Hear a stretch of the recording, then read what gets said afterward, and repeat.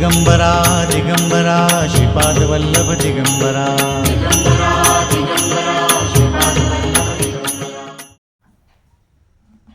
अवधूत चिंतन श्री गुरुदेव दत्त.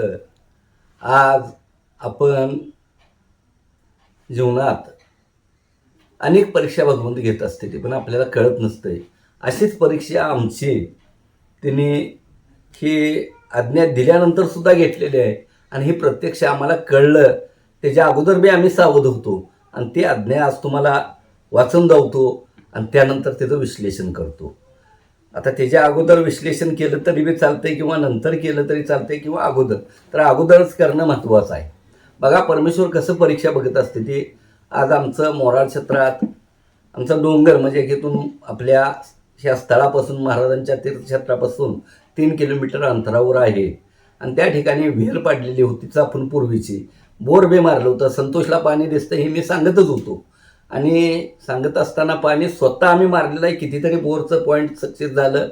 बोर चालू होतं चांगलं, पाण्याची कमतरता नव्हती. पण भगवंताने त्याच्या मनात संतोषच्या भरवलं की अनेक बोर मारूया. मी म्हटलं संतोष बोर हाय, पाणी आपल्याला पुरण्यासारखं आहे, काही एवढी गरज नाही. नाही काका, मला पाणी चांगलं दिसतंय आता, म्हणजे ते सारखं दिसायला लागलंय. बरं ठीक आहे, तुझी इच्छा असेल तर बोर घेऊया म्हणलं. आपण झालं. आता तिथे काय बाकी कुणाचं बघायचंच गरज नाही, की ती तरी पॉईंट आम्ही फिक्स म्हणजे पाणी लागलेलं होतं, त्यामुळे त्याच्यात काही शंका नव्हती. आणि गेलो, त्यांना सांगितलं की ठीक आहे, करा बोरचं पूजन बिजन. किती फूट अंदाजे विचारलं तेवढं, तर साधारण 250 ते 300 फुटावर पाणी काका लागेल म्हणून सांगितलं. ठीक आहे, बोर चालू झाली आणि बोर चालू झाल्यानंतर 100 फूट गेलं, ठीक आहे, 200 फूट गेलं, 250 फूट गेलं तरी बी काय नाही. आणि म्हटलं संतोष असं कसं व्हायला लागलं. म्हटलं काय पाणी पुढं काका खाली एक पार जाऊ द्या. म्हणजे जे पाणी दाखवलं होतं ते थोडं थोडं थोडं खाली एक पार जाऊ द्या, एक पार जाऊ द्या. मी फक्त संतोषला एवढंच सांगितलं की बाबा ठीक आहे, तुला पाहिजे तिथं म्हणून मी तुला काय बोलत नाही. जवळजवळ 300 झालं, 350 झालं, 400 झालं तरी सुद्धा पाणी नाही. शेवट त्यावेळी जाणलं की ही काहीतरी आपली परीक्षा चालू आहे. ही मी स्वतः जाणलो. तुला न्यायचं आहे तिथं वरून 520 फूट. आता तुम्ही कधी या तिथं चेक करा, 520 फूट बोर गेलं, कुठलंही पाणी लागलं नाही. आणि न लागल्यामुळं मला माहीत होतं की भगवंताची परीक्षा असणार नाही. संतोष नाराज झाला, त्याचा आजोबा नाराज झालं, बाकीची, पण मी नाराज झालो नाही. ही परिपूर्ण शपथपूर्वक महाराजांच्या समोर मी सांगतो. ही माझ्या जीवनात घडलेली सत्य घटना महाराजांच्या समोर मी बोलत असतोय की तिथनं बघता आलो. मी त्या लोकांना सांगितले बाबा तुम्ही या, नाराज अजिबात झालो नाही, या तुम्ही तिथं जेवण करा, बोरवाल्यांना सरबत घ्या, तुमचं पैसे आहेत ते घरी घ्या आणि तुम्ही तिथनं जावा. आलो. इथं आल्यानंतर महाराजांच्या चरणावरती मस्तक ठेवलं आणि एवढीच विनंती केली की प्रभू असलं हास्य पचवायची क्षमता मला प्राप्त करून द्या. एवढंच बोललो. जेवण खाणं केलं, त्या लोकांचं पैसे दिलं आणि व्यवसायाला मी सांगलीला गेलो. संतोषला सांगितलं तुम्ही कुठल्याही गोष्टीची काळजी करू नका, ह्याचा संदर्भ तुम्हाला कळेल. मी काय आत्ता सांगू शकत नाही, महाराज मार्गदर्शन आपल्याला करतील. आणि दैवयोगानं त्यानंतर पहिल्याच गुरुवारी जी भगवंताने आज्ञा दिलेली आहे त्या आज्ञा मात्र तुम्ही सगळ्यांनी आपल्या जीवनात अवलंबन करा. कशा कशा पद्धतीत भगवंत परीक्षा घेते ती हे आपल्या सामान्य माणसाला, आमच्यासारख्याला नव्हं, आम्हाला कळली पण संतोषला कळली नाही. त्रिकाज्ञान दिव्य दृष्टी असून सुद्धा संदर्भ काय परमेश्वर घेते ती ही स्वतः त्यावेळी मात्र त्यांना सुद्धा समजलं नाही. म्हणून आपल्यासारख्या सामान्य माणसांनी लगेच नाराज होऊन चालणार नाही. आज्ञेचं वाचन करतोय, लक्ष देऊन ऐका आणि विचार करा. श्री अनंत कोठी ब्रह्मांड नायक राजाधिराज योगीराज श्री गुरु नरसिंह सरस्वती स्वामी महाराज यांची आज्ञा. गुरुवार दिनांक 9/5/2013, वेळ सायंकाळी 6:07. यामध्ये स्पष्ट लिहिलं आहे. जर गुरु आज्ञेचे पुस्तक जर तुमच्याकडे असेल उपलब्ध, त्यामध्ये तुम्ही बघू शकता ही आज्ञा. डोंगरातील शेतातील बोरला पाणी अजिबात लागले नव्हते, त्यानंतरची आज्ञा.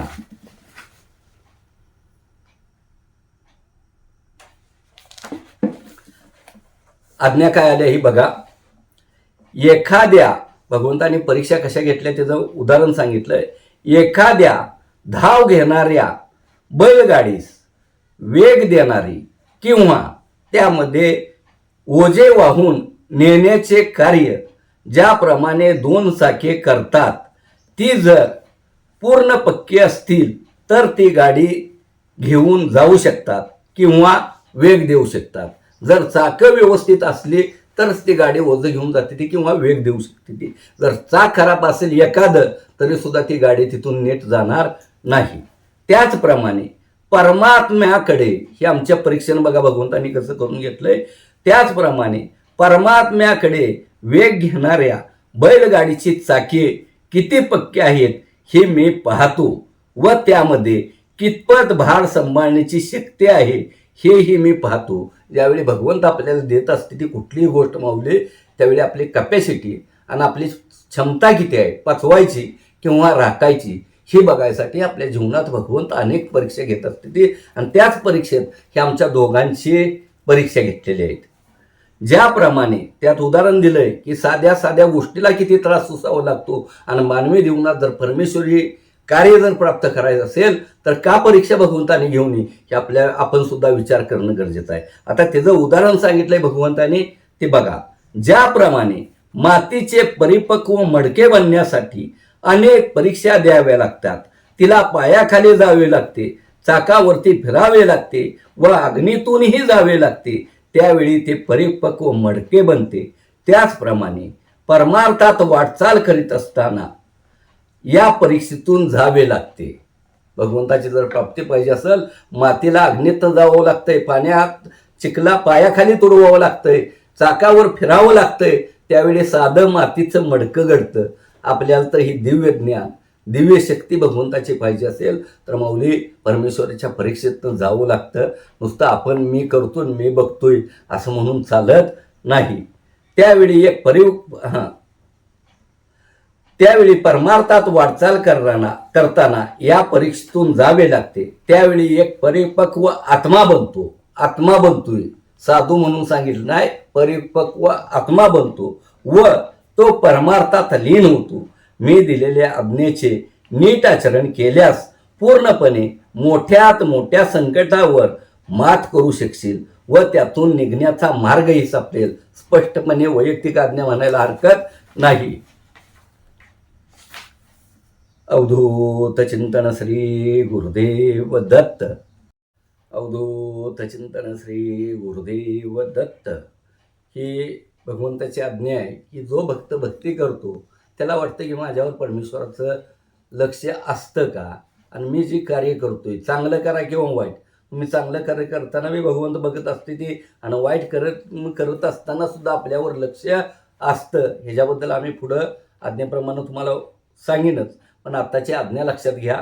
श्री अनंत कोटी ब्रह्मांड नायक राजाधिराज योगीराज श्री गुरु नरसिंह सरस्वती स्वामी महाराज यांची आज्ञा. गुरुवार दिनांक 6/6/2013, वेळ सायंकाळी 6:05. जळत असलेला प्रश्न विचारला होता भगवंताने आम्हाला.